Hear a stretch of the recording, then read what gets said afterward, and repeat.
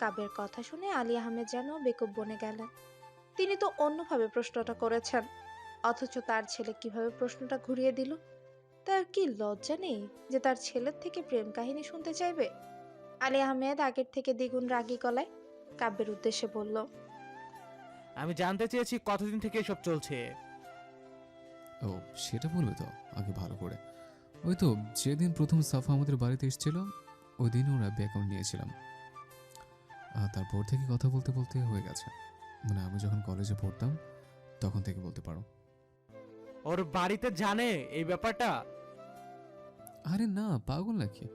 আমার হবু শ্বশুর কি সাফার হবু শ্বশুরের মতো না তো ভালো মানুষ নাকি যে বলে দিতে পারবে? সেজন্যই তো তোমায় বললাম আব্বুর বাড়িতে বিয়ের প্রস্তাব পাঠাতে।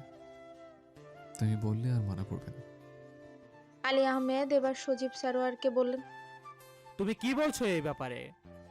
সজীব সারোয়ার কিছুক্ষণ ভেবে বললেন, যেহেতু ছেলে মেয়ে দুজন দুজনকে পছন্দ করেই নিয়েছে, তাহলে এ বিষয়ে আমাদের আর কিছু বলার নেই। আপনি বরং ওনাদের সাথে কথা বলে একটা ডেট ফিক্সড করুন। তারপর দুই পরিবার একসাথে বসে না হয় বাকি সিদ্ধান্ত নেওয়া যাবে। সজীব সারোয়ারের কথা শুনে শ্রাবণ আর কেয়া উচ্ছ্বাসিত কণ্ঠে বলে ওঠে, তার মানে কি ভাইয়ার বিয়ে ফিক্সড? সজীব সারোয়ার মৃদু হেসে বলেন, যদি ওনাদের সম্মতি থাকেন তাহলে আলহামদুলিল্লাহ ফিক্সড। কেননা আমাদের পক্ষ থেকে আমার মনে হয় না কারো আপত্তি আছে। সজীব সারোয়ারের কথা শুনে সব থেকে বেশি খুশি মনে হয় কাব্য নিজেই হলো, এবং সেটা প্রকাশও করে ফেলল। শ্রাবণকে জড়িয়ে ধরে উচ্ছ্বাসিত কণ্ঠে বলল, ভাই, আমার বিয়ে ঠিক হয়ে গেছে। এবার তোরটাও হয়ে যাবে, চিন্তা করিস না। কাব্যের কথা শুনে আলী আহমেদ ওকে উদ্দেশ্য করে বললেন, আগে দেখো ওরা রাজি হয় কিনা, তারপরে আনন্দ করো। ওনার কথা শুনে পাশ থেকে কেয়া বলে ওঠে, আরে আব্বু রাজি হবে না কেন? আমার ভাই কোন দিক দিয়ে খারাপ শুনি? আলী আহমেদ আর কিছু বললেন না। কবিতা অনেকক্ষণ আগেই সেখান থেকে রান্নাঘরে গেছে সবার জন্য চা বানাতে। আজকাল সবাই কবিতার হাতের চা খেতে পছন্দই করে খুব। কবিতা চায়ের সাথে বিস্কুট সহ আরো কয়েক প্রকার নাস্তাও নিয়ে এসেছে। একে একে সবাইকে চা দিয়ে কাব্যের কাছে আসতে কাব্য উচ্ছ্বাসিত কণ্ঠে কবিতাকে বলল। আমার বিয়ে ঠিক হয়ে গেছে কবিতা।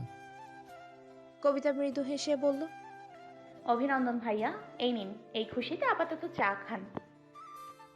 শুধু অভিনন্দন আর চা দিলে হবে? এটার সাথে নাস্তা রাস্তা কিছু দাও। হ্যাঁ নিশ্চয়ই, বলুন কি দিব। তুমি বরং আপাতত আমার একটা বিস্কুট দাও। কাব্যকে চা দিয়ে এবার কবিতা শ্রাবণের কাছে গেল চা নিতে। শ্রাবণ চাটা নিয়ে কবিতার উদ্দেশ্যে ধীর কণ্ঠে বলল, ভাইয়ের বিয়েটা কিন্তু ঠিক হয়ে গেল কবিতা। নেক্সট কিন্তু আমি আছি। তার মানে নেক্সট আপনারও সিরিয়াল আছে, তৈরি থাকবেন কিন্তু। শ্রাবণের কথা শুনে কবিতা আশেপাশে তাকিয়ে দেখল কেউ ওদের কথা শুনতে পেল নাকি।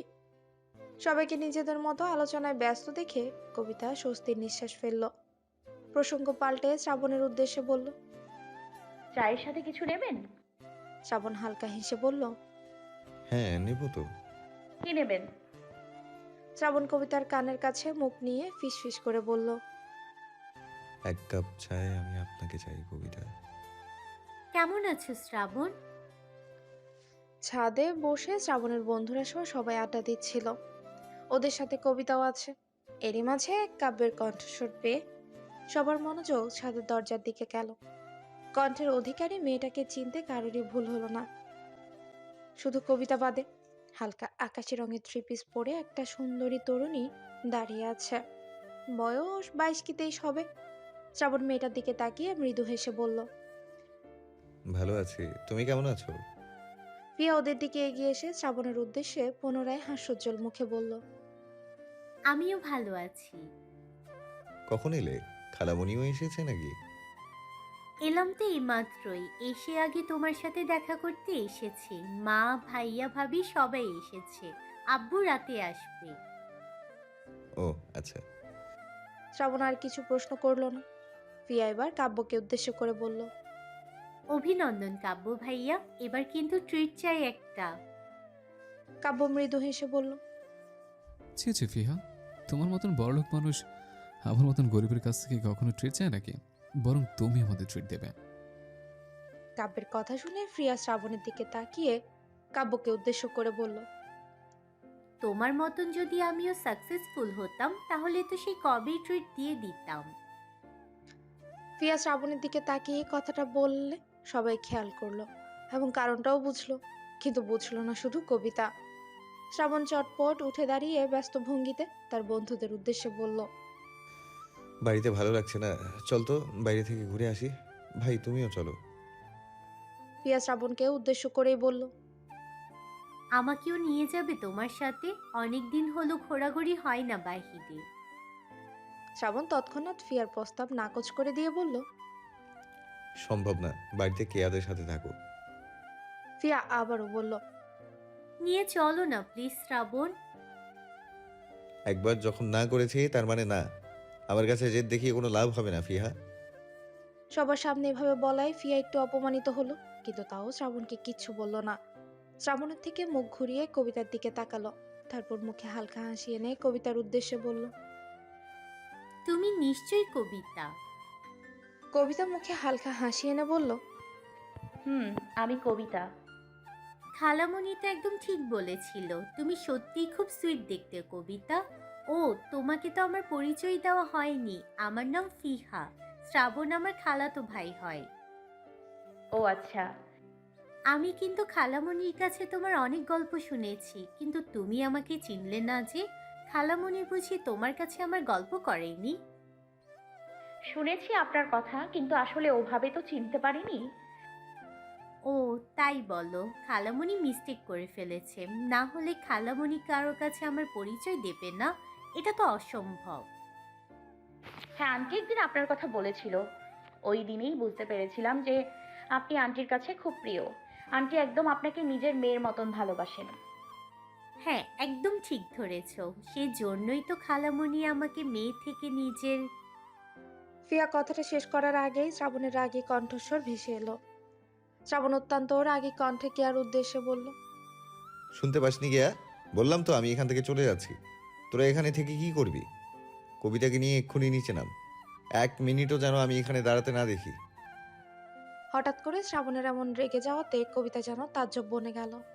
কেয়া কোনো কথা না বলে চুপচাপ কবিতার হাত ধরে নিচে নিয়ে গেল। কবিতারা সেখান থেকে চলে যেতেই ফিয়া 2 কদম শ্রাবণের দিকে এগিয়ে এসে ওর চোখে চোখ রেখে প্রশ্ন করলো। বলতে দিলে না কেন কথাটা আমায়? মিথ্যা তো বলছিলাম না। সত্য মিথ্যা যাচাই করার কোনো প্রয়োজন নেই। আমি যখন একবার বলেছি এই ব্যাপারে আর কোনো কথা হবে না, তার মানে হবে না ফিহা। সবাই তো জানে। তাহলে আবার তো সবাইকে নতুন করে জানানোর প্রয়োজন নেই। কবিতা তো জানতো না, তাই বলছিলাম। কবিতাকে জানানোর আমি কোনো প্রয়োজন দেখছি না। যদি জেনেও যেত কি হতো? যে জিনিসটার প্রয়োজন নেই সেটা করার কি দরকার? দরকার নেই না, জানাতে চাইছো না। তুমি যেভাবে ভাববে সেটাই। কথাটা বলেই শ্রাবণ চলে যেতে নিলে ফিয়া পেছন থেকে বলে ওঠে। আমি জানি শ্রাবণ, আমি কখনোই তোমার জীবনে জায়গা পাবো না। চিন্তা করো না, আমি সেই ব্যর্থ চেষ্টাটাও করব না। আমি এমন মেয়ে না যে জোর করে তোমার জীবনে প্রবেশ করব। শ্রাবণ পেছনে ফিরে ফিয়ার উদ্দেশ্যে বলে। তুমি প্রবেশ করতে চাইলেও আমি প্রবেশ করতে দেব না ফিহা। সেখানে অন্য কারোর জন্য জায়গা রাখা আছে, তুমি সেখানে কোথাও নেই। কথাটা বলে শ্রাবণ সেখান থেকে চলে গেল। শ্রাবণের পিছে পিছে বাকি সবাই চলে গেল একে একে। সবাই চলে যেতেই ফিয়া দরজার দিকে তাকিয়ে তাচ্ছিল্য হেসে বলল। তার মানে আমার ধারণা ভুল নয় শ্রাবণ, তোমার জীবনে তবে কবিতা এসে গেছে। খালামণির কথা শুনে বুঝেছিলাম তুমি কি আর এমনি এমনি কোনো মেয়ের এতটা যত্ন নেবার ছেলে নাকি? তুমি তো সবার থেকে আলাদা, আর সেই কারণেই তো আমি তোমায় এত ভালোবাসি। ছাদ থেকে নেমে এসে কেয়া কবিতাকে নিয়ে সোজা ওদের ফ্ল্যাটেই গেল। রুমে গিয়ে কবিতাকে কেয়া জিজ্ঞেস করে। কে আপু, তোমার ভাই হঠাৎ ওভাবে রেগে গেলেন কেন? সে তো অনেক লম্বা কাহিনী কবিতা, তোমাকে বরং পরে সময় করে কখনো শোনাবো। কবিতা আর কিচ্ছু বলল না। প্রায় মিনিট 2 পরেই সেখানে শ্রাবণ এলো। এসে কেয়ার উদ্দেশ্যে আদেশ ছুড়ে বলল। কেয়ার রুম থেকে বের হ, আর কেউ যেন না আসে সেটাও খেয়াল রাখবি। কেয়া বুঝতে পারছে শ্রাবণ প্রচন্ড রেগে আছে, তাই আর কথা না বাড়িয়ে সে বেরিয়ে গেল। কেয়ার পেছন পেছন কবিতাও যেতে ধরে। শ্রাবণ ওর হাত টেনে ধরে মৃদু রাগী গলায় বলে, আপনি কোথায় যাচ্ছেন? বরাবরের মতো কবিতা নিচের দিকে দৃষ্টি রেখে ধীর কণ্ঠে শ্রাবণকে বলল, আপনি তো বেরিয়ে যেতে বললেন। আমি কেয়াকে বেরিয়ে যেতে বলেছি, আপনাকে না। যদি রুমে কেউ না থাকে তাহলে আমি কার সাথে কথা বলবো? হাঁটা ছাড়ুন প্লিজ, কেউ এসে পড়লে খারাপ ভাববে। শ্রাবণ পুনরায় রাগী কণ্ঠে বলল, আই ডোন্ট কেয়ার। কিন্তু আমার যায় আসে, বুঝতে পারছেন না কেন? যে কোনো সময় যে কেউ চলে আসতে পারে। আমার কথা বাদই দিলাম, আপনার পরিবারের সম্মানের কথা অন্তত ভাবুন। শ্রাবণ এবার অসহায় কণ্ঠে কবিতার উদ্দেশ্যে বলল, আপনি সবার কথা ভাবেন তাই না কবিতা? আমার কথা কি একটু ভাবতে পারেন না? আমার জন্য কি একটু কষ্ট হয় না আপনার? এই যে একটা মানুষ আপনার ভালোবাসা পাওয়ার জন্য এইভাবে ছটফট করছে, আপনার কি একটুও দয়া হয় না আমার প্রতি? আপনার প্রতি দয়া দেখাবো সে যোগ্যতা আমার নেই, তাহলে ভালোবাসতে তো পারেন। সেই সাহস আমার নেই। ভালোবাসতে গেলে বুঝি সাহস লাগে? অবশ্যই লাগে। পার্থক্যটা যখন অসীম হয় তখন সাহসেরই দরকার হয়। কাউকে ভালোবেসে তাকে হারানোর ক্ষমতা আমার নেই, আমি সহ্য করতে পারবো না সেটা। এমনিতেই তো এত এত ঝামেলায় মরে গেছি, ভালোবাসায় না হয় নাই মরলাম। আর এই যে আপনি আমায় মারছেন, এটা কি ঠিক? কবিতা হালকা হেসে শ্রাবণের দিকে তাকিয়ে বলল, আমি তো আপনাকে মারছি না, আপনি তো নিজেই বলেছিলেন আপনি স্বেচ্ছায় বিষ পান করেছেন। এত তাড়াতাড়ি অনুশোচনা হচ্ছে? আমার এই সব অনুশোচনা আপনাকে না পাওয়ার অনুশোচনা কবিতা। আপনাকে পেয়ে গেলে আমার এই জীবনে আর কোনো কিছুরই কখনোই অনুশোচনা হবে না, আক্ষেপ থাকবে না। ওদের কথার মাঝেই কেয়া এসে পেছন থেকে শ্রাবণের উদ্দেশ্যে বলল। শ্রাবণ, মামি কবিতাকে ডাকছে। শ্রাবণ কবিতার দিকে দৃষ্টি রেখে কেয়ার উদ্দেশ্যে বলল। আর 2 মিনিট সময় দে। কথাটা বলতেই কেয়া সেখান থেকে চলে গেল। কেয়া চলে যেতেই শ্রাবণ কবিতার উদ্দেশ্যে বলল, শুনুন কবিতা, আমার জীবনে আপনি ছাড়া কিন্তু আর কেউ নেই। আমি না অতীতে কাউকে কখনো ভালোবেসেছি, না বর্তমানে অন্য কাউকে ভালোবাসি, আর না ভবিষ্যতে আপনি ছাড়া অন্য কাউকে ভালোবাসবো। যদি আমার পরিবার এ বিষয়ে কোনো সিদ্ধান্ত নেয় তাহলে তাতে আমার মত নেই, এবং আমি জানি আমার পরিবার আমার অনুমতি না নিয়ে এমন কোনো সিদ্ধান্ত নেবেও না। আর একটা কথা, কেউ কিছু বললে সরাসরি এসে আমাকে বলবেন, আমার সামনে বললে তো হয়েই গেল। কিন্তু যদি আমার আড়ালে কেউ আপনাকে বিন্দু পরিমাণ অপমানজনক কোনো কিছু বলে তাহলে তৎক্ষণাৎ আমাকে সেটা জানাবেন। আর ফিহার সাথে অত কথা বলার দরকার নেই, ওর কথায় গুরুত্ব দেওয়ারও কোনো প্রয়োজন নেই। আমার জীবনে ফিহার গুরুত্ব বলতে ও শুধু আমার খালাতো বোন, এর থেকে বেশি কিছু না। আমি শুধু আপনাকে ভালোবাসি কবিতা, অ্যান্ড ট্রাস্ট মি, সারা জীবন শুধু আপনাকেই বাসবো। ঘৃণা হয় না আমার ওপর? কবিতা হঠাৎ এমন প্রশ্নে শ্রাবণ অবাকই হলো। বিস্ময় ভরা কণ্ঠে বলল, ঘৃণা কেন হবে? এই যে আপনি এত ভালোবাসেন অথচ আপনার ভালোবাসার কোনো মূল্য দেয় না, এই কারণে। কবিতার কথা শুনে শ্রাবণ মৃদু হেসে বলল, যাকে ভালোবাসি তাকে কখনো ঘৃণা করা যায় না কবিতা। আর আমি তো জানি আপনি কেন আমার ভালোবাসার মূল্য দেন না, কিন্তু আমার একটাই আফসোস জানেন, আপনি একটাবার ভরসা করে আমার হাতটা ধরার সাহস পাচ্ছেন না। আমার এই একটা অভিযোগ আপনার প্রতি। কবিতা অসহায় চাহনি নিক্ষেপ করে শ্রাবণকে বলল, আমায় ভুলে যান, আমাকে ভালোবাসলে আপনি কিচ্ছু পাবেন না দুঃখ ছাড়া। শ্রাবণ স্মিত হেসে বলল, সবাই তো ভালোবাসায় সুখ পায়, আমি না হয় দুঃখই পেলাম। সেজন্যই তো আমার ভালোবাসাটা আলাদা কবিতা। আপনি সুখ হন কিংবা দুঃখ হন তাতে আমার যায় আসে না। আমার শুধু একটাই চাওয়া, আপনি যেটাই হন না কেন তাও অন্য কারো না হয়ে শুধুই আমারই হন। আপনি আমার কাছে থাকা মানেই সেটা আমার সুখ কবিতা। আপা, এই হচ্ছে আমাদের কবিতা। সোমা সারোয়ার কবিতাকে নিয়ে গিয়ে তার বড় বোন রিমার সাথে পরিচয় করিয়ে দিলেন। ওনার কবিতার সাথে আলাপ করার খুব একটা ইচ্ছে ছিল না বলতে গেলে, সোমা সারোয়ার বলাতে উনি আলাপ করতে রাজি হয়েছেন। সোমা সারোয়ারের কথা শুনে উনি একবার কবিতার দিকে তাকিয়ে কবিতাকে আপাদমস্তক দেখলেন, বলতে গেলে বেশ নিখুঁতভাবে খুঁটিয়ে দেখলেন। এর মাঝে সেখানে ফিয়াও উপস্থিত হলো। ফিয়া এসে হাস্যোজ্জ্বল মুখে কবিতাকে দাঁড়িয়ে থাকতে দেখে বলল, আরে কবিতা, দাঁড়িয়ে আছো কেন? বসো। ফিয়ার জোড়াজুড়িতে কবিতা ওর পাশে বসলো। ফিয়া বেশ ভালোভাবে কবিতার সাথে কথা বলছে। আর দূর থেকে সেটা লক্ষ্য করছে শ্রাবণ। ফিয়ার উপরে তার একটুও বিশ্বাস নেই। মেয়েটা বাইরে থেকে নিজেকে যতটা ভালো দেখায়, ভেতর থেকে মোটেও ততটা ভালো না। আর ফিয়া যা বুদ্ধিমতী মেয়ে, তাতে শ্রাবণ যে কেন কবিতাকে তখন কথাটা বলতে দেয়নি, সেটা ফিয়া খুব ভালোভাবে বুঝতে পেরেছে। আর এটা বোঝার পর যে ফিয়া কোনো মতেই চুপ থাকবে না, সেটাও শ্রাবণ খুব ভালো করেই জানে। ও যে করেই হোক কবিতার কানে কথাটা ঠিকই তুলবে, বরং একটু বাড়তিই বলবে। আর শ্রাবণের ভয়টা ঠিক ওই জায়গাটায়। একেই তো কবিতা রাজি হচ্ছে না, তারপরে যদি আবার ফিয়ার কথাটা শুনে, তাহলে কবিতা না করার একটা কারণ খুঁজেই পাবে। তার উপর যদি আবার ভুলেও বলে দেয় যে শ্রাবণের মা ফিয়ার সাথে শ্রাবণের বিয়েটা দিতে চায়, তাহলে তো হয়েই গেল। হাজার চেষ্টা করেও শ্রাবণের কখনোই কবিতাকে রাজি করাতে পারবে না। বেশ অনেকক্ষণ চুপচাপ দাঁড়িয়ে থেকে শ্রাবণ ফোন বের করে কেয়াকে মেসেজ দিল। 2 মিনিটের মাথায় কেয়া সেখানে উপস্থিত হলো। কেয়াকে দেখতে পেয়ে শ্রাবণ ধীর কণ্ঠে ওর উদ্দেশ্যে বলল, কবিতার পাশে গিয়ে বস। ওনাকে 1 সেকেন্ডের জন্য ফিহার সাথে একা ছাড়বি না। আর ভুলেও যদি ফিহা আর আমার বিয়ে সম্পর্কে কোনো কথা তুলতে ধরে, তাহলে তৎক্ষণাৎ ওকে আটকে দিবি। দরকার পড়লে কবিতাকে হাত ধরে নিয়ে সেখান থেকে উঠে যাবি। কেয়া মাথা নাড়িয়ে সম্মতি জানিয়ে কবিতার কাছে গেল।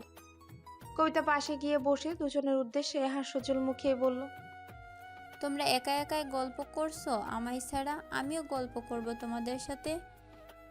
কেয়ার কথা শুনে ফিয়া হালকা হেসে বলল, তুমি তো গল্প করতে আসোনি কেয়া, তুমি তো এসেছো আমার উপর নজর রাখতে, তাহলে গল্প কিভাবে করবে?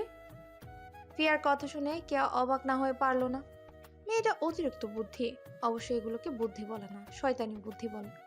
কেয়া যথাসম্ভব স্বাভাবিক কণ্ঠে উত্তর দিল, কে বললো তোমাকে আমি তোমার উপর নজর রাখতে এসেছি?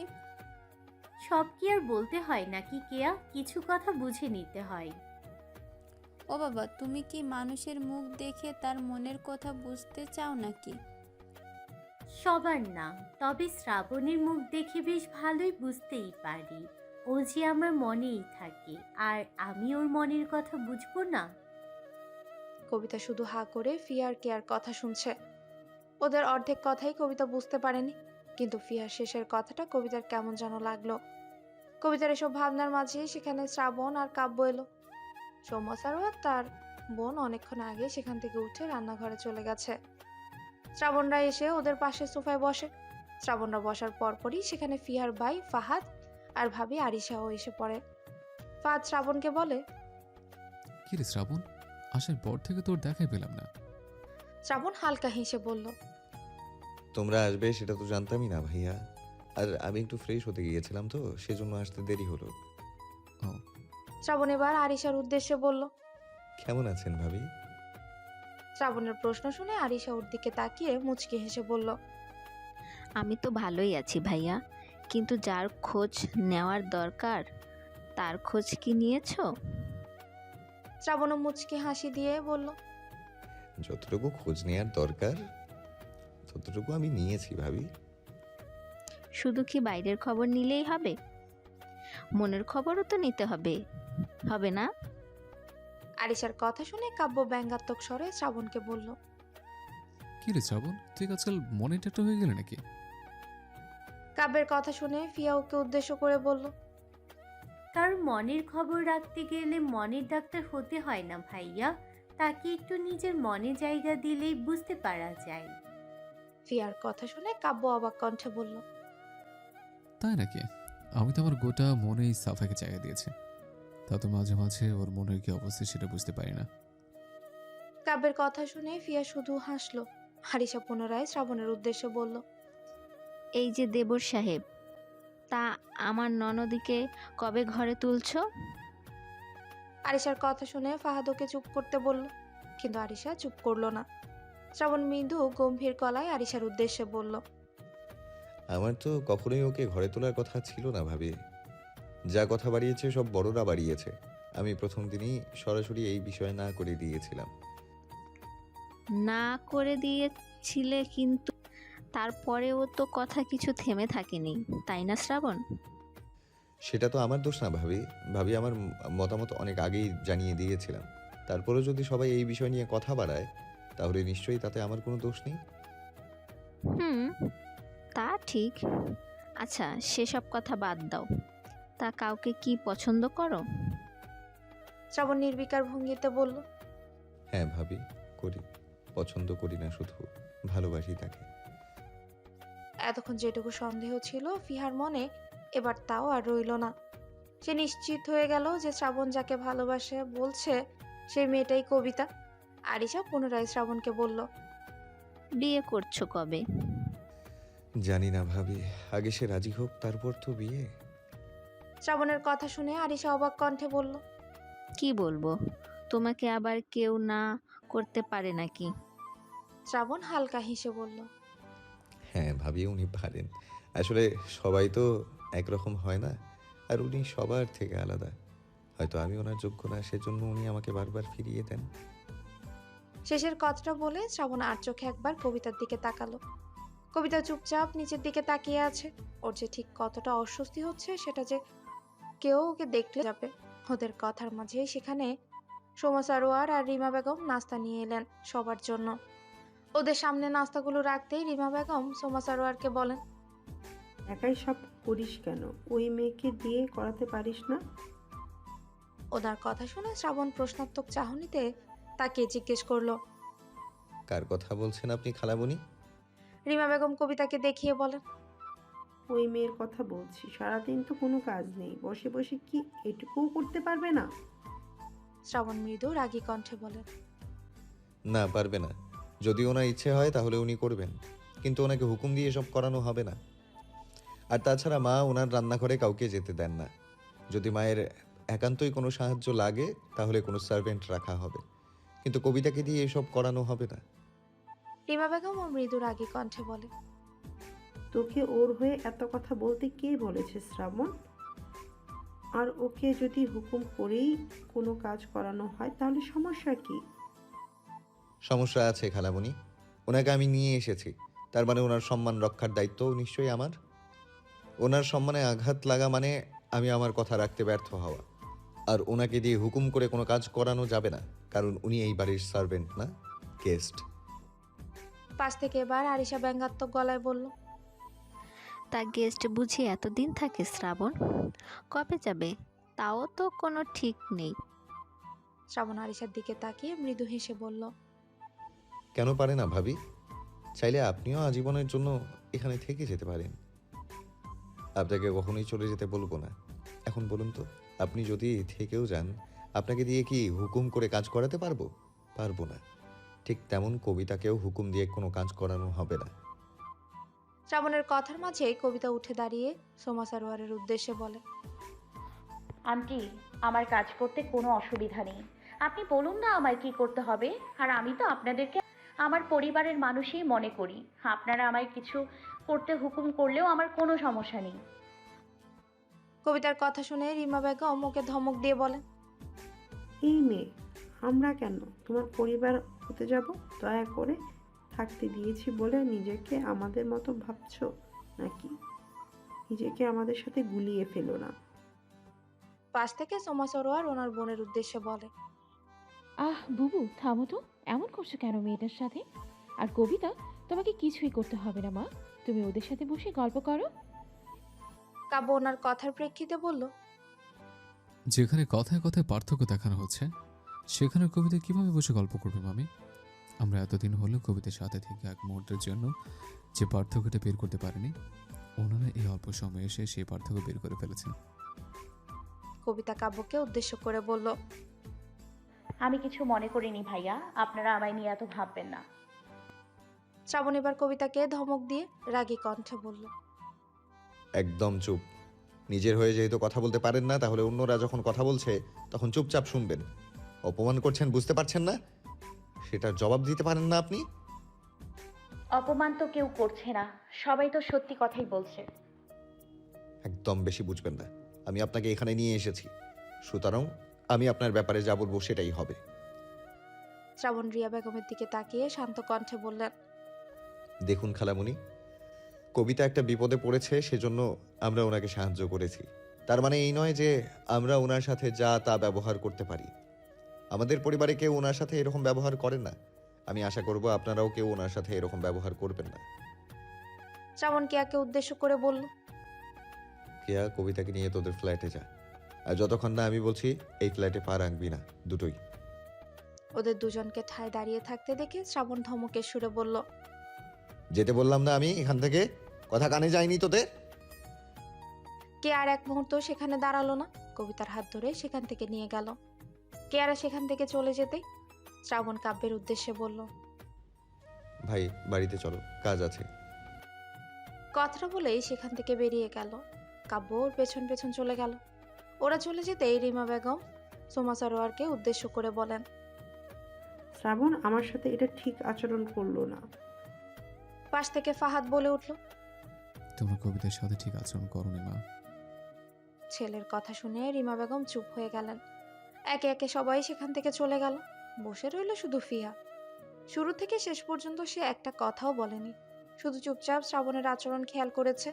ফিহা নিজেই নিজেকে বলল, শ্রাবণের জীবনে জায়গা পেতে তোমায় অনেক কষ্ট করতে হবে ফিহা। কবিতা, সময়টা রাত 9:30টার মতো হবে। বেশ অনেকটা সময় ধরে কবিতা ছাদে একা একা দাঁড়িয়ে আছে। শুধু দাঁড়িয়ে আছে বললে ভুল হবে, কবিতা নিঃশব্দে কাঁদছে। নিচে তখন কাঁদতে পারেনি সবার সামনে, প্রচণ্ড লজ্জা করছিল। বারবার মনে হয়েছিল সত্যিই তো, ওরা তো কেউ কোনো ভুল বলছে না। কবিতা কে? যদি সত্যি অতিথি হতো তাহলে তো এতদিন থাকতো না।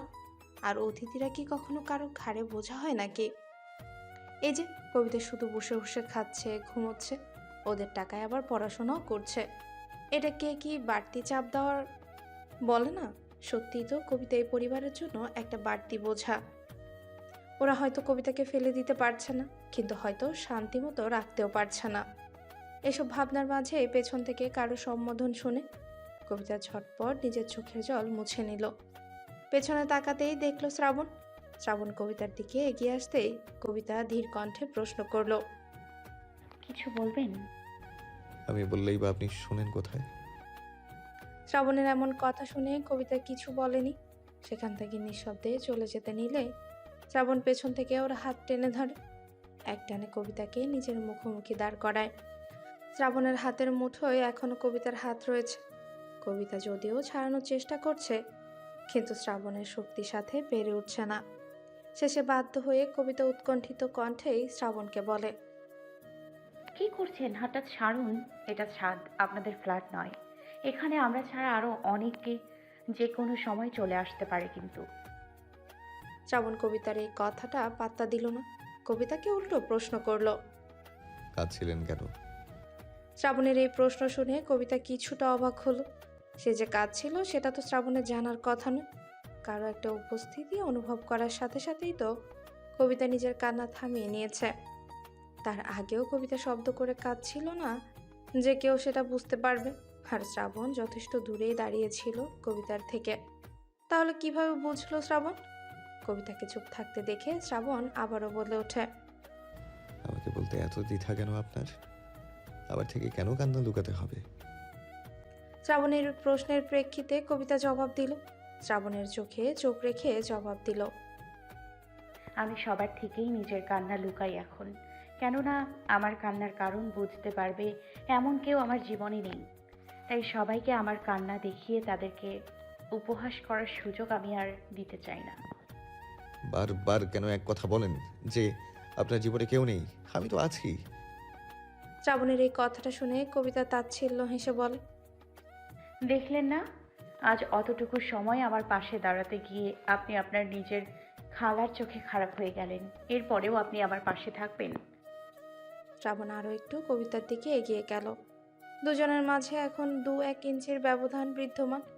কবিতা আচমকা নিজের দৃষ্টি নামিয়ে নিল, কেননা শ্রাবণের চোখে সে বেশিক্ষণ তাকিয়ে থাকতে পারবে না। ধরা পড়ে যাবে যে না হলে শ্রাবণের কাছে। ওই চোখ যে কবিতাকে জানিয়ে দেয় যে শ্রাবণ কবিতাকে ঠিক কতটা ভালোবাসে। শ্রাবণের ভালোবাসার গভীরতা যেন কবিতা ওই দৃষ্টিতেই খুঁজে পায়। সেই দৃষ্টিতেই কি বেশিক্ষণ তাকিয়ে থাকা যায় নাকি? না হলে শ্রাবণ বুঝে যাবে যে কবিতারও শ্রাবণকে ভালোবাসতে ইচ্ছে করে, কবিতারও সাথে একটা সংসার করার ইচ্ছা আছে। কিন্তু পরিস্থিতির জন্য কবিতা নিজের মনের ইচ্ছেটাকে দমিয়ে দিয়েছে। কবিতা বাস্তবতার কাছে নিজের মনের ইচ্ছেটাকে নিজ হাতেই খুন করেছে। কবিতা এই সমাজের চাপে নিজের মনের ইচ্ছাটাকে মাটি চাপা দিয়ে দিয়েছে। শ্রাবণের চোখে তাকিয়ে থাকলে তো বুঝে যাবে শ্রাবণ সবটা। ছেলেটা যা আজকাল সবই বোঝে। কবিতার মন খারাপ, তার ভালো লাগা, তার খারাপ লাগা সবটাই বোঝে। এতটা ভালোবাসে, তার জন্যই তো কবিতাও দুর্বল হয়ে গেছে শ্রাবণের ভালোবাসার প্রতি। চোখের সামনে এত ভালোবাসার একজন মানুষ থাকলে কি তাকে না ভালোবেসে থাকা যায়? যায় না তো। কিন্তু কবিতাকে থাকতে হচ্ছে, কবিতাকে বুঝেও না বোঝার অভিনয় করতে হচ্ছে। প্রতিনিয়ত শ্রাবণের ভালোবাসাকে উপেক্ষা করে চলতে হচ্ছে। শ্রাবণ অত্যন্ত ধীর কণ্ঠে কবিতার উদ্দেশ্যে বলল, আপনার কি মনে হয় কবিতা, আমি আপনাকে 1-2 দিনের জন্য ভালোবেসেছি? কিংবা আপনার কি মনে হয় আমার ভালোবাসা এত সহজে ফুরিয়ে যাবে? না কবিতা, আমার ভালোবাসা এতটা সস্তা না। আচ্ছা, আপনার কিসের এত ভয় বলুন তো? যেখানে আমি প্রতিটা মুহূর্ত আপনাকে বলছি, আপনাকে আশ্বস্ত করছি যে পরিস্থিতি যেমনই হোক না কেন, এই শ্রাবণ সারোয়ার প্রতিটা পদক্ষেপে আপনার সাথে থাকবে। তারপরেও আপনি কেন আমার হাতটা ধরতে ভয় পাচ্ছেন কবিতা? আচ্ছা, আপনি আমায় সত্যি করে বলুন তো, আপনি কি সত্যি অন্য কারো কাছে প্রতিজ্ঞাবদ্ধ? সেজন্য কি আমায় এভাবে অ্যাভয়েড করছেন? আপনার আমাকে ইগনোর করার কি এটাই কারণ? প্লিজ কবিতা, মিথ্যা বলবেন না। আমার চোখে চোখ রেখে কথাটা বলবেন। আপনি হয়তো বুঝতে পারেন না, আপনার মুখে এই কথাটা শুনলে আমার ঠিক কতটা কষ্ট হয়। আপনি কি বোঝেন না, নিজের ভালোবাসার মানুষ যদি বলে যে সে অন্যকে ভালোবাসে, তাহলে কতটা কষ্ট হতে পারে? আমার খুব কষ্ট হয় কবিতা। এই যে হৃদয়টা আছে না, একদম এই হৃদয়ে আঘাত লাগে। আমার কাছে সব আছে কবিতা, শুধু আপনি নেই। তারপরও আমার নিজেকে নিঃস্ব মনে হয় আজকাল। আপনি এটা কি করলেন বলুন তো আমার সাথে? আপনি ছাড়া আমার জীবনটাকে অপূর্ণ বানিয়ে দিলেন কবিতা। আপনি বুঝতে পারছেন আপনাকে ছাড়া আমার জীবনটা শূন্য লাগে? তাহলে আমি আপনাকে কতটা ভালোবাসি? আমি আর কিভাবে বোঝাবো বলুন তো আপনাকে যে আমি আপনাকে ভালোবাসি? কবিতা ছলছল নয়নে শ্রাবণের দিকে তাকালো। কবিতার ওই অশ্রুভরা দৃষ্টি যেন শ্রাবণের ভেতরটা নাড়িয়ে তুলল। মেয়েটার হৃদয়ের কষ্ট যেন তার চোখে ফুটে উঠেছে। মনে হচ্ছে যেন কত কিছু বোঝাতে চাইছে ওই দৃষ্টির দ্বারা শ্রাবণকে, কিন্তু বোঝাতে পারছে না। কবিতা কান্না মিশ্রিত কণ্ঠে শ্রাবণের উদ্দেশ্যে বলল, আর আমি আপনাকে আর কতভাবে বোঝাবো বলুন তো যে এটা সম্ভব নয়। আপনি নিচে একটু আগে দেখলেন না, প্রতিটা পদক্ষেপে আমাকে বুঝিয়ে দেওয়া হলো যে আমি আপনার যোগ্য না। আমি তো সামান্য আপনাদেরকে আমার পরিবার বলেছিলাম, সেখানেও আমাকে বুঝিয়ে দেওয়া হলো যে আমি সেটারও যোগ্য না, যে আপনাদেরকে নিজের পরিবার বলতে পারি। তাহলে আপনি বলুন তো, আমি কিভাবে সেখানে আপনাদের পরিবারের একজন হওয়ার স্বপ্ন দেখি? কথাগুলো বলতেই কবিতার চোখ দিয়ে অশ্রু গড়িয়ে পড়ল। শ্রাবণ সযত্নে কবিতার চোখের জল মুছে দিয়ে ওর এক গালে হাত রেখে ধীর কণ্ঠে বলল, আপনি দেখলেন না আমি কিভাবে আপনার পাশে ছিলাম? আচ্ছা, একটা কথা ভাবুন তো কবিতা, আপনি তো এখনো আমার কেউ না। আমি শুধু মুখে বলেছি যে আমি আপনাকে ভালোবাসি, তাতে আমি এক কথাতে আমার পরিবারের লোকের বিরুদ্ধে গিয়েছি আপনার জন্য। তাহলে যদি কেউ আমার স্ত্রীকে আমার সামনে অপমান করে, তাহলে আমি কি তাকে ছেড়ে কথা বলবো? খালামণি আর দ্বিতীয়বার আপনাকে খারাপ কিছু বলতে পারবে না। তাহলে ভাবুন তো, আপনি যদি আমার স্ত্রী হন, তাহলে কি কারো সাহস হবে আপনাকে কিছু বলার? ওরা শ্রাবণ সারোয়ারের স্ত্রীকে একটা কথা বলতে 1000বার ভাববে কবিতা। আপনি যদি আমাকে চান, তাহলে যে আপনি আপনার পরিবারের থেকে দূরে হয়ে যাবেন। কেউ মেনে নেবে না এই সম্পর্কটাকে। আমি অসহায় বলে সবাই এখন আমাকে ভালোবাসছে, আমাকে আপন করে নিতে চাইছে, কিন্তু কেউই আমাকে নিজের ছেলের পাশে মেনে নিতে পারবে না। শ্রাবণ, আপনি বলুন তো, কোন পরিবার তার এমন রাজপুত্রের মতো ছেলের পাশে আমার মতন একটা সাধারণ মেয়েকে মেনে নিতে পারবে? সবার কথা বাদ দিন কবিতা, আপনি শুধু আমাদের কথা ভাবুন, শুধু আমাদের। আমি আর আপনি, আপনি যেমনটা ভাবছেন তেমনটা হবে না কবিতা। আমার বাবা মা কখনো এমন মানসিকতার মানুষ না।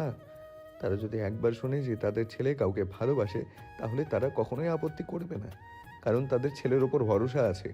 আমি তো শুধু আপনার কারণে কাউকে কিছু জানাতে পারছি না কবিতা। আপনি শুধু একবার হ্যাঁ বলুন, দেখবেন আমি সবটা সামলে নেব, সবাইকে বুঝিয়ে নেব। এই মানুষটা আপনার জন্য তার গোটা পৃথিবীটা ওলট পালট করতে রাজি আছে কবিতা, শুধুমাত্র আপনাকে নিজের জীবনে পাওয়ার জন্য। আচ্ছা, এবার আপনি সত্যি করে বলুন তো, আপনার জীবনে কি অন্য কেউ আছে? শ্রাবণের প্রশ্নটা শুনে কবিতা পুনরায় নিজের দৃষ্টি নামিয়ে নিল। কবিতার দৃষ্টি নামিয়ে নেওয়া দেখে শ্রাবণ বলল, আমার চোখে চোখ রেখে বলবে, তবে আমি বিশ্বাস করব কবিতা, নয়তো করব না। তাকান আমার দিকে। কবিতা তাকালো না, তাকাতে পারলো না। কবিতা জানে শ্রাবণের চোখের দিকে তাকিয়ে সে কিছুতেই আজ মিথ্যে বলতে পারবে না। এদিকে কবিতার ওর দিকে না তাকানোতে শ্রাবণ নিজের উত্তরটা পেয়ে গেছে। শ্রাবণ মুখে হালকা হাসি ফুটিয়ে কবিতার উদ্দেশ্যে বলল, আপনাকে আর কিচ্ছু বলতে হবে না কবিতা, আমি আমার প্রশ্নের উত্তর পেয়ে গেছি।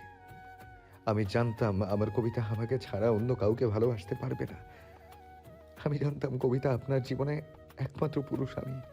কথা দিলাম আজন্ম শুধু আমি থেকে যাব। আপনি আমাকে ভালোবাসতে বাধ্য হবেন কবিতা। আমি তো আমি আমি তো আমার ভালোবাসায় পাগলামো এখনো শুরুই করিনি। অ্যান্ড আই এম শিওর আমার পাগলামোগুলো দেখে আপনি দয়া করে হলেও আমাকে ভালোবাসবেন। শ্রাবণের শেষের কথাটা শুনে কবিতা ওর দিকে দৃষ্টি রাখলো। শ্রাবণের চোখে চোখ রেখে বলল, আপনাকে কেউ কখনো দয়া করে ভালোবাসতে পারে না শ্রাবণ। আপনি ঠিকই বলেছেন, আপনার ভালোবাসা যে কাউকে আপনাকে ভালোবাসতে বাধ্য করবে। কিন্তু আমি হয়তো সে মানুষগুলোর ভেতরে পড়ি না। আর আমি কাকে দয়া করব? আপনাকে দয়া দেখানোর স্পর্ধা আমার নেই। এই বিশাল পৃথিবীর মাঝে আমার অস্তিত্ব হলো ঠিক এক মুঠো ছায়ের মতো। এই আমার অস্তিত্ব আছে তো এই হাওয়ায় মিলিয়ে গেছে। সবার অবহেলা, সবার থেকে কষ্ট পেয়ে পুড়তে পুড়তে আমি ছায়ে পরিণত হয়েছি শ্রাবণ। তাহলে আপনি ভাবুন আমার অস্তিত্বটা ঠিক কোথায় গিয়ে ঠেকেছে। ছায়ের না কোনো গুণ, না আছে তার কদর। আর আপনি হলেন ওই চাঁদের মতো, যার সৌন্দর্য কিংবা গুণ কোনোটাই কমতি নেই। ওই চাঁদের কাছাকাছি সবাই যেতে চায়, কিন্তু যেতে পারে কজন? দূর থেকেই ওর সৌন্দর্য দেখতে হয়, কিন্তু কাছ থেকে দেখতে পাওয়া অসম্ভব। আপনি আমার কাছে একই রকম। আমি শুধু আপনাকে দূর থেকেই দেখতে পারবো, কিন্তু আপনার কাছে যেতে পারবো না। আমার সেই সাধ্য নেই, আমার সেই ক্ষমতাও নেই, আর না আমার সেই যোগ্যতা আছে। কবিতার কথা শুনে শ্রাবণ হেসে বলে, আপনি আমায় হাসালেন কবিতা। আচ্ছা বাদ দিন, আপনার এই কথা মতো আমি যদি চাঁদই হই, তাহলে আপনি ওই সুবিশাল আকাশ, যাকে ছাড়া ওই চাঁদেরও কোনো মূল্য নেই, কোনো অস্তিত্ব নেই। কিরে, তোর আরো কতক্ষণ সময় লাগবে তৈরি হতে? তোকে দেখাতে নিয়ে যাচ্ছি না কেয়া, আমরা কিন্তু পাত্রীকে দেখতে যাচ্ছি, তাই এত সাজগোজ করার দরকার নেই। দরজার বাইরে থেকে কেয়ার উদ্দেশ্যে কথাগুলো বলল শ্রাবণ। যদিও জানে যে আগে কবিতাকে তৈরি করবে, তারপর নিজে তৈরি হতে কেয়ার একটু সময় লাগবে। তারপরও কেয়াকে জ্বালানোর জন্য শ্রাবণ আগে ভাগে এসে তাড়া দিচ্ছে। মিনিট দুয়েক পর কেয়া বিষণ্ণ মুখ করে দরজা খুলল। শ্রাবণ তা দেখে ব্যঙ্গাত্মক গলায় বলল, পেঁচার মতো মুখ করে রেখেছিস কেন? কেয়া বিষণ্ণ মুখে উত্তর বলল, কবিতা এত করে বোঝালাম, তারপরেও যেতে রাজি হচ্ছে না ও। কেয়ার কথা শুনে শ্রাবণ ভ্রুকুচকে বলে, রাজি হচ্ছে না? রাজি না হওয়ার কি আছে? আরে আমি জানি না, ও বারবার শুধু বলছে ওখানে পরিবারের লোকদের মাঝে ও গিয়ে কি করবে। এত করে বোঝানোর চেষ্টা করেছি, তাও রাজি হচ্ছে না। শ্রাবণ আর কেয়াকে কিছু না বলে সোজা ঘরের ভেতর চলে গেলে কবিতার সাথে কথা বলার জন্য। শ্রাবণ ভেতরে গিয়ে দেখলো কবিতা বিছানার উপর চুপচাপ বসে আছে। শ্রাবণ মৃদু রাগী কণ্ঠে কবিতার উদ্দেশ্যে বলল, কি সমস্যা আপনার কবিতা? কারো কণ্ঠ পেয়ে কবিতা সেদিকে তাকিয়ে শ্রাবণকে দেখতে পেয়ে দাঁড়িয়ে পড়ল। শ্রাবণের উদ্দেশ্যে ধীর কণ্ঠে বলল, কোনো সমস্যা নেই আমার। তাহলে যেতে চাইছেন না কেন? যেখানে আমাকে মানায় না সেখানে আমি কেন যেতে যাব বলুন তো? অযথা কেন চাইছেন আমি অপমানিত হই আবার? আমি থাকলে আপনাকে অপমান করার সাহস কার আছে? অপমান করার জন্য সাহস লাগে না, মুখ লাগে, যেটা সবার কাছেই আছে। আর আপনি চাইলেও কারো মুখ আটকাতে পারবেন না। আপনার সামনে ঢাল হয়ে দাঁড়াতে তো পারবো, এরপরেও আপনার আমাদের সাথে যেতে আপত্তি আছে কবিতা? কার কোথায় যেতে আপত্তি আছে শ্রাবণ? কাব্যের কণ্ঠ শুনে শ্রাবণ পেছনে ফিরে কাব্যকে দেখতে পেয়ে ওকে উদ্দেশ্য করে বলল, দেখো না ভাই, কবিতা যেতে চাইছে না আমাদের সাথে, বারবার আজে বাজে কথা বলছে শুধু। শ্রাবণের কথা শুনে কাব্য ভ্রুকুচকে কবিতার উদ্দেশ্যে বলল, কি হচ্ছে কবিতা, যাবে না কেন? এমনি ভাইয়া, আপনারা যান না। কবিতার কথা শুনে শ্রাবণ মৃদু রাগী কণ্ঠে বলল। মিথ্যা বলছেন কেন কবিতা? বলুন না যে আপনি অপমানিত হওয়ার ভয় পাচ্ছেন। শ্রাবণের কথা শুনে কাব্য অবাক কণ্ঠে বলল। বুঝলাম না ঠিক, কি অপমান করবে? কার ভয় যাচ্ছ না? কাব্যের কথা শুনে পাশ থেকে কেয়া বলে ওঠে। আমার মনে হয় কবিতা শ্রাবণের খালামণির ভয়ে যেতে চাইছে না। কেয়ার কথা শুনে শ্রাবণ বলে ওঠে। এই বিষয়ে কেন খালামণির ভয় করছে ঠিক বুঝলাম না। আসলে আম্মু যখন কবিতাকে ঘরে বলতে এসেছিল যে ও যেন আমাদের সাথে যায়, তখন আম্মুর সাথে শ্রাবণের খালামণি আর মামিও ছিল। তখন খালামণি বলেছিলেন যে কবিতাকে নিয়ে যাওয়ার কি দরকার, আরও অনেক কিছু বলেছিলেন। আমার মনে হয় কবিতা ওই জন্য এখনো যেতে চাইছে না। মুহূর্তেই রাগে শ্রাবণের চোয়াল জোড়া শক্ত হয়ে গেল। কবিতার দিকে অগ্নিদৃষ্টিতে তাকিয়ে রাগী কণ্ঠে বলল। আমি আপনাকে বলেছিলাম না কবিতা, কেউ বিন্দু পরিমাণ অপমানজনক কথা বললে সঙ্গে সঙ্গে আমাকে জানাবেন। জানাননি কেন তাহলে? কি হতো জানালে? আপনি আবার গিয়ে ওনাকে কিছু কথা শোনাতেন, কিন্তু উনি কি সত্যি থেমে যেতেন? থামতেন না, কখনোই উনি থামতেন না। শুধু আমার উপর একটা অপবাদ বাড়ত যে আমি পরিবারের মাঝে ঝগড়া লাগিয়ে দিচ্ছি। এর থেকে তো এটাই ভালো হয়েছে যে আমি চুপচাপ সব কিছু সহ্য করে নিয়েছি।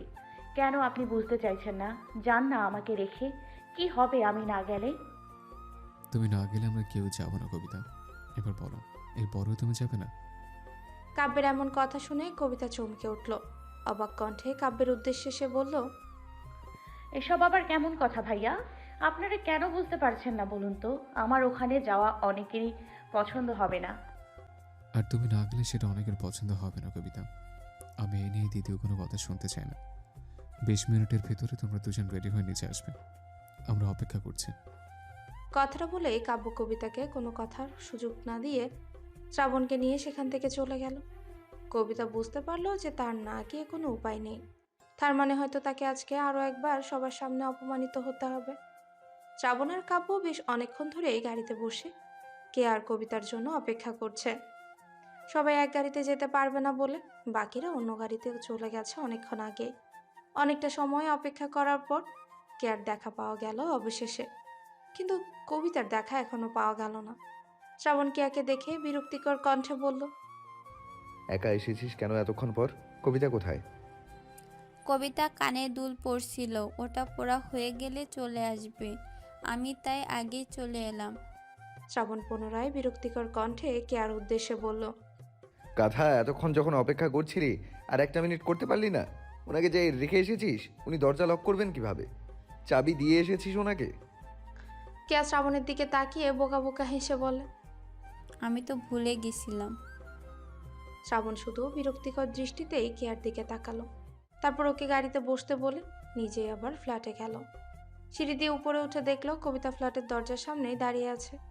কবিতার নিচেই নাম ছিল কাউকে দরজাটা লক করার কথা বলার জন্য। এরই মাঝে শ্রাবণকে আসতে দেখে থেমে যায়। শ্রাবণ কিছুটা সময় কবিতার দিকে তাকিয়ে থেকে নিজের দৃষ্টি সরিয়ে নিল। সব সময়ের মতো আজকেও কবিতা থ্রিপিসই পরেছে। কবিতার পরনে হালকা বাদামি রঙের অর্গানজা থ্রিপিস, সাথে ম্যাচিং কানের দুল ছাড়া আর কোনো অলংকার নেই। সামনে কয়েকটা চুল ছেড়ে দিয়ে বাকি চুলগুলো পেছনে হালকা করে হেয়ার ব্যান্ড দিয়ে আটকানো। ঠোঁটে হালকা গোলাপি রঙের লিপস্টিক। শ্যামলা গায়ের রংটা বড্ড মানিয়েছে। অবশ্য শ্রাবণের কাছে মনে হলো একটু বেশিই মানিয়েছে। তার কাছে যে তার প্রেয়সীকে সব রূপেই দারুণ লাগে। শ্রাবণ অন্যদিকে দৃষ্টি রেখে কবিতাকে প্রশ্ন করলো। আপনি কি দরজা লক করতে পেরেছেন কবিতা? না, আসলে আমি তো চাবি খুঁজে পাচ্ছিলাম না, সেজন্য নিচে যাচ্ছিলাম। তো দেখলাম আপনি আসছেন, তাই দাঁড়িয়ে পড়লাম। ও, আপনি একটু ওয়েট করুন, আমি চাবি আনছি ভেতর থেকে। কথাটা বলেই শ্রাবণ চাবি আনতে ভেতরে গেল। চাবি এনে বাহির থেকে দরজাটা লক করলো। তারপর কবিতার উদ্দেশ্যে বলল। এবার চলুন। কবিতা মাথা নেড়ে সায় জানাতেই দুজনে হাঁটা ধরল। নামতে নামতে শ্রাবণ কবিতার উদ্দেশ্যে বলল। আপনাকে কিন্তু খুব সুন্দর লাগছে কবিতা। কবিতা হালকা বিরক্তিকর কণ্ঠে বলল। আবার শুরু করে দিলেন আপনি।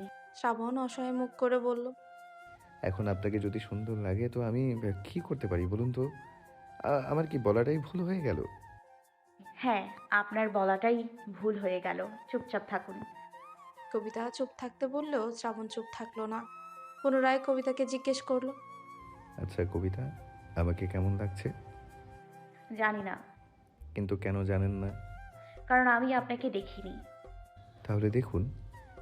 দরকার নেই, চুপ থাকতে বললাম না আপনাকে? একবার একটু দেখে বলুন না কবিতা, কেমন লাগছে আমায়? কি হবে একটু বললে? কবিতা শ্রাবণের দিকে না তাকিয়ে বলল। ভালো লাগছে না, একদম ভালো লাগছে না। আপনাকে দেখতে খুবই বাজে লাগছে। হয়েছে এবার? কবিতার কথা শুনে শ্রাবণ মুচকি হাসলো। সে জানে কবিতা ইচ্ছে করে এমনটা বলল যেন শ্রাবণের মন খারাপ হয়ে যায় কিংবা রাগ করে। শ্রাবণ হালকা হেসে কবিতার কানের কাছে গিয়ে ফিস ফিস করে বলে। আমি যেমনই হই না কেন দেখতে, বিয়ে কিন্তু আপনার আমাকেই করতে হবে। নিজের ভবিষ্যতের জামাইকে খারাপ বলতে আপনার একটুও কষ্ট হলো না কবিতা? কবিতা পুনরায় বিরক্তিকর কণ্ঠে বলল। না, হলো না। তার মানে আপনি মানেন যে আপনার ভবিষ্যৎ জামাই হব, তাই না? কবিতা অবাক কণ্ঠে বলল। সেটা আমি কখন বললাম? আমি বুঝে নিয়েছি, আপনাকে বলতে হবে না। কবিতা আবারও বিরক্তিকর দৃষ্টিতে শ্রাবণের দিকে তাকিয়ে বলল। আপনাকে আমি চুপ থাকতে বললাম না? আচ্ছা বেশ, লাস্ট একটা কথা বলবো, তারপর চুপ করে যাব। তাড়াতাড়ি বলে চুপ হয়ে যান। শ্রাবণ মুখে মৃদু হাসি এনে কবিতার উদ্দেশ্যে বলল। ভালোবাসি কবিতা, আপনাকে বড্ড বেশি ভালোবাসি। সাফাদের বাড়িতে ড্রয়িং রুমে সোফায় বসে দু পরিবারের মাঝে আলাপ আলোচনা চলছে। আলাপ আলোচনা বলতে দুই পরিবারকে আগে থেকে চেনে, তাও অনেক পুরনো দিনের এই আলাপ বলতে গেলে। চাকরি সূত্রে সাফার বাবা আর কাব্যের বাবা অনেকদিন থেকেই পরিচিত। সাফা আর কাব্য দুজনেই প্রায় সমবয়সী, যদিও দুজনে স্কুল, কলেজ, ইউনিভার্সিটি সম্পূর্ণই আলাদা ছিল। আলাপ হয়েছে পারিবারিক সূত্রে। সাফারা এক ভাই এক বোন, সাফাই বড়। অনেকটা সময় বড়দের মাঝে বসে থাকার পর সাফাই সবার উদ্দেশ্যে বলল। তোমরা বড়রা এখানে কথা বলো, আমরা বরং আমার রুমে গিয়ে গল্প করি। সাফার কথায় সবাই সম্মতি জানাতেই বড়রা বাদে বাকি সবাই সাফার রুমে চলে এলো। সবাই চলে যাওয়ার পর সাফার মা বাকিদেরকে জিজ্ঞেস করলেন কবিতার ব্যাপারে, কেননা তিনি সাফার কাছে বাকি সবার ব্যাপারে শুনে থাকলেও কবিতার ব্যাপারে কিছুই শোনেননি।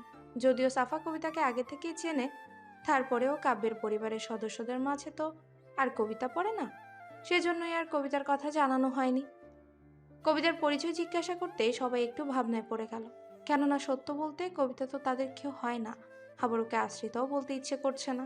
হ্যাঁ, কবিতা হয়তো তাদের পরিবারের কেউ না, কিন্তু এই কয়দিনের মাঝেই সম্পর্ক তো একজন পরিবারের সদস্যর মতোই তৈরি হয়েছে। সবার নিশ্চুপতার মাঝে সজীব সারোয়ার বলে ওঠেন। কবিতা আমার এক বন্ধুর মেয়ে।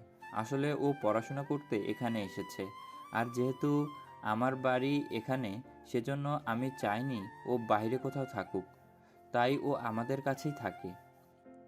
সজীব সারোয়ারের কথার প্রেক্ষিতে সাফার মা শুধু ছোট্ট করে উত্তরে ওহো বলল। কবিতাকে নিয়ে আর তাদের মাঝে কোনো কথা হলো না। কি ব্যাপার কবিতা, বলো তো? তুমি নাকি আজকে আসতেই চাইছিলে না? সাফার কথার প্রেক্ষিতে কবিতা মৃদু হেসে বলল। না আপু, তেমন কোনো ব্যাপার না। আসলে আমার এত মানুষের ভেতরে কিংবা এসব অনুষ্ঠানের ভিতর থাকতে অস্বস্তি বোধ হয়, সেজন্য আর কি আসতে চাইনি। কিন্তু কাব্য ভাইয়া তো বলতে গেলে ব্ল্যাকমেল করেই নিয়ে এলেন। একদম ঠিক কাজ করেছে। যদিও তোমাকে ছাড়া আসতো না, আমি ওকে আবার তোমাকে আনতে পাঠাতাম। সাফা এবার শ্রাবণের উদ্দেশ্যে হালকা রাগী কণ্ঠে বলল। এই যে শ্রাবণ, কি ব্যাপার বলো তো? হ্যাঁ, তুমি থাকতে আমাদের কবিতা অস্বস্তি বোধ করবে কেন? সাফার কথা শুনে শ্রাবণ দুঃখী মুখ করে বলল। কি আর বলি, ওনার সব থেকে বড় অস্বস্তির কারণই তো আমি। সেই তুমি আবার আমাকেই বলছো যে আমি থাকতে কেন ওনার অস্বস্তি হবে? শ্রাবণের কথা শুনে সবাই হেসে ফেলল। সাফা হাসতে হাসতে এই কবিতার উদ্দেশ্যে বলল। এই কবিতা, তুমি সব সময় এত চুপচাপ থাকো কেন বলো তো?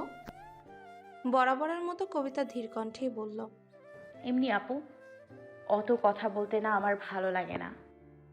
আচ্ছা, কথা বলতে ভালো লাগতে নাই পারে, এটা কোনো ম্যাটার না। কিন্তু তাই বলে তুমি শ্রাবণের কথার প্রেক্ষিতেও কিছু না বলে কি করে থাকো বলো তো? ছেলেটা তোমাকে কত ভালোবাসে, দিনে তো মনে হয় 1000 বার তোমাকে আমি ভালোবাসি কবিতা এই কথাটা বলতে থাকে, তারপরও তুমি কিভাবে চুপ থাকো বলো তো? ওনার ওই কথাটা শুনলেই তো আমার সব থেকে বেশি অস্বস্তি হয় আপু।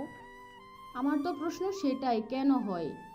আমার তো মনে হয় না যে তোমার এই বিষয়ে কোনো সন্দেহ আছে যে শ্রাবণ তোমায় আদৌ ভালোবাসে কি না।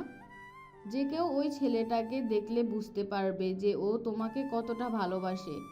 তুমি জানো কাব্য সপ্তাহে আমাকে একবার এই ভালোবাসার কথাটা বলে কিনা সন্দেহ আছে, কিন্তু ও যখন বলে আমি তখন কতটা এক্সাইটেড হয়ে যাই।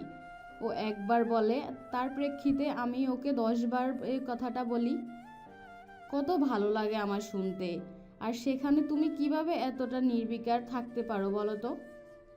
কবিতা পুনরায় হালকা হেসে বলল, আসলে আপু, আপনি আর কাব্য ভাইয়ার মাঝে অনেক মিল। পারিবারিক দিক থেকে বলুন কিংবা আপনাদের দুজনের যোগ্যতার দিক দিয়ে বলুন, কোনো দিক থেকে আপনারা কেউ কারোর থেকে কম নন। কিন্তু একবার শুধু আমার আর ওনার পার্থক্যটা করে দেখবেন আপু, আকাশ পাতাল পার্থক্য হয়ে দাঁড়াবে। আসলে আমাদের মাঝে ব্যবধানটাই এতটা বেশি যে আমি চাইলেও আমার অস্বস্তিটা কখনোই কমাতে পারবো না। আর আমাদের মাঝের এই ব্যবধানটাই আমাকে নির্বিকার থাকতে বাধ্য করে। কবিতার কথা শুনে শ্রাবণ মৃদু রাগী কণ্ঠে বলল, আর কেউ যে ব্যবধানটা দেখতে পাচ্ছে না সেটা শুধু আপনি একাই দেখতে পাচ্ছেন, তাই না কবিতা? মানে অন্য কোনো দিক দিয়ে কিন্তু সমস্যা নেই, সমস্যাটা শুধু আপনি নিজেই তৈরি করেছেন। মানে জটিলতা আপনি বাড়াচ্ছেন। আপনি ঠিক করেই নিয়েছেন যে আপনার সাথে আমার কোনো দিক দিয়েই মিল হতেই পারে না কখনো। কিন্তু কেন এমনটা করছেন বলুন তো? আমি কখনো এই বিষয়ে আপনাকে কিছু বলেছি? আমার বাবা মা কখনো আপনাকে কিছু বলেছে? আমার মনে হয় আপনি এখনো পুরোপুরি বাস্তবতাটা দেখেননি কিংবা আপনি বাস্তবতার মুখোমুখি হননি, সেজন্য আপনার কাছে এই বিষয়টা এতটা সহজ মনে হচ্ছে। একবার আমার জায়গায় নিজেকে দাঁড় করিয়ে দেখুন, আমার জায়গায় দাঁড়িয়ে পরিস্থিতিটা বিবেচনা করে দেখুন, তারপরে বুঝতে পারবেন আমি কেন এমন করি। আপনি যে জায়গায় দাঁড়িয়ে আছেন না শ্রাবণ, সেই জায়গা থেকে এই পৃথিবীটা দেখা খুবই সহজ। আপনি চাইলেই সব কিছু করতে পারছেন। আপনার কাছে আপনার নিজের বলতে সব আছে। আপনাকে অপমান করার মতন কেউ নেই, আপনাকে কোনো বিষয় নিয়ে খোঁটা দেওয়ার মতন কেউ নেই। কিন্তু আমি যে জায়গায় দাঁড়িয়ে আছি না, সেই জায়গায় আমি নিজে ছাড়া আমার আর নিজের বলতে কিছুই নেই আমার কাছে। কিন্তু আমাকে অপমান করার জন্য, আমাকে খোঁটা দেওয়ার জন্য কিংবা আমাকে কথা শোনানোর জন্য অনেক মানুষ আছে। আমার কাছে পৃথিবীটা এতটা সহজ নয় শ্রাবণ। আমি এরকম অনেক বাস্তবতা দেখেছি। আজ যেমন আপনার কাছে বিষয়টা এতটা সহজ লাগছে, ভবিষ্যতে এই বিষয়টা আপনার কাছে এর থেকে অনেক বেশি জটিল মনে হবে। আপনি কেন এখন এত পাগলামো করছেন জানেন? কারণ আমি আপনার কথায় রাজি হচ্ছি না। কে বলতে পারে আমি রাজি হওয়ার পর যদি আপনি বদলে যান? আমি রাজি হয়ে যাওয়ার পর যদি আমি আপনার চোখে আমার জন্য অবহেলা দেখি? আমি জানি শ্রাবণ, এমনটাই হবে। একসময় আমি ঠিক আপনার চোখে বিরক্তির কারণ হয়ে উঠব। কারণ আমি জানি একসময় আপনি এটা ঠিকই অনুভব করতে পারবেন যে আপনি জীবনে ভুল সিদ্ধান্ত নিয়েছেন। আমার চোখে তাকিয়েও আপনি বুঝতে পারেন না কবিতা আমি মানুষটা কেমন? এতদিন আমার সাথে থেকেও আপনি বুঝতে পারেননি আমি মানুষটা কেমন? আমি মানুষটা এমন নয়। আমি মানুষ চিনতে পারি না শ্রাবণ। জীবনে প্রতিটা ক্ষেত্রে প্রতিটা মানুষ দ্বারা আমি ঠকেছি। এমন অনেক মানুষ দ্বারা আমি ঠকেছি যাদেরকে আমি আমার নিজের থেকেও বেশি বিশ্বাস করেছি। এখন বলুন, আমি কিভাবে আপনাকে আবার বিশ্বাস করে নিই? আপনি যে আমার বিশ্বাসের মর্যাদা রাখবেনই তার কি গ্যারান্টি আছে? আমি আপনাকে কথা দিচ্ছি, এটা কি যথেষ্ট নয়? না, নয়। আমরা মানুষ শ্রাবণ। মানুষের মন বদলাতে 1 সেকেন্ডও সময় লাগে না।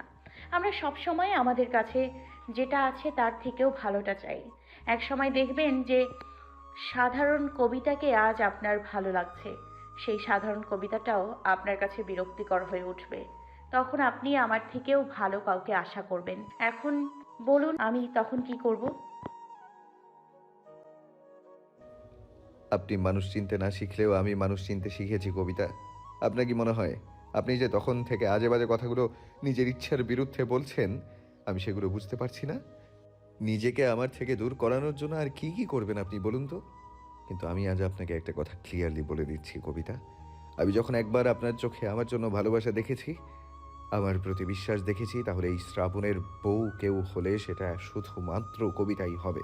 আই রিপিট, ইনশাল্লাহ শ্রাবণ সারোয়ারের বউ শুধুমাত্র কবিতাই হবে। আর আপনার এইসব বিশ্বাস অবিশ্বাসের কথা এখন বাদ দিন। আমি খুব ভালোভাবেই জানি আপনি আমাকে ঠিক কতটা বিশ্বাস করেন, আর আপনি যে এটাও জানেন আমি আপনাকে ঠিক কতটা ভালোবাসি, সেটাও আমি খুব ভালো করেই জানি। শ্রাবণের কথাগুলো শুনে কবিতা হতাশার শ্বাস ফেলে। এত চেষ্টা করলো তাও শ্রাবণকে ভুল বোঝাতে পারলো না। এত চেষ্টা করেও নিজের চোখে শ্রাবণকে খারাপ দেখানোর জন্য, তারপরও কবিতা পারল না।